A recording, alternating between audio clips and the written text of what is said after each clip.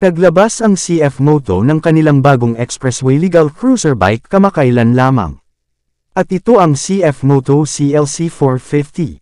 At handa na itong makipagsabayan sa kanyang mga competitors under same category.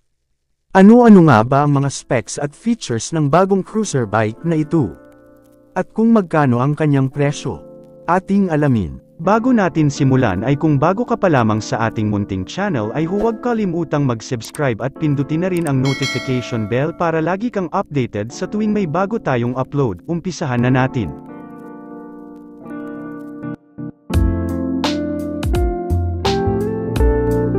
Ang CF Moto ay isang Chinese motorcycle brand na talaga namang maaasahan din pagdating sa kalidad at tibay ng kanilang mga motorsiklo.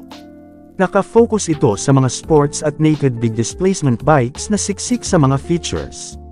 At ngayon naman sa kanilang cruiser bike category ay inilabas nila itong CLC 450. Ito ay may 4 strokes, 449cc, 2-cylinder, double overhead cam, liquid-cooled, fuel-injected engine na kayang magbigay ng maximum horsepower of 30 kilowatts at 8,000 RPM, and a maximum torque of 42 Nm at 6,250 RPM. Bore and stroke na 72 by 55.2 mm. At equipped ito ng slipper clutch sa kanyang transmission system. Very modern classic kung titignan ang kabuuan ng motorsiklong ito. Dahil ito ay isang vintage look-ang bike ngunit nilagyan ng mga modernong teknolohiya upang umangkop sa ating modernong panahon. Agaw pansin ang kanyang ultra-polished fuel tank na highlight sa motorsiklong ito dahil sa kanyang glossy silver and red color combination. In terms of comfortability naman ay since cruiser bike ito ay asahan natin ang mababang seat height na 690 mm lamang. Kaya abot na abot ito ng mga riders na hindi katangkaran. Maganda rin ang upholstery ng kanyang seats with premium leather seat covers. Malalapad din ang kanyang mga gulong para mas stable ang lapat nito sa kalsada. Ito ay naka 16 inches alloy wheels with tubeless tires.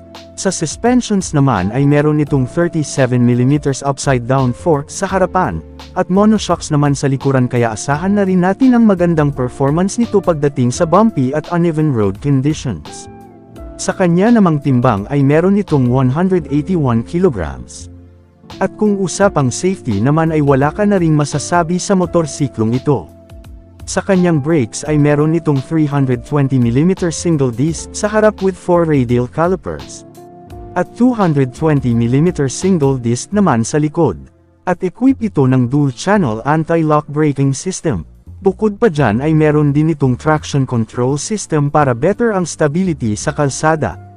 At ang assist and slipper clutch for smoother downshifts on high RPMs.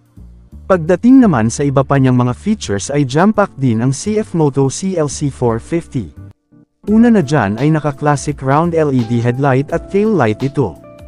Ganun din sa kanyang signal lights.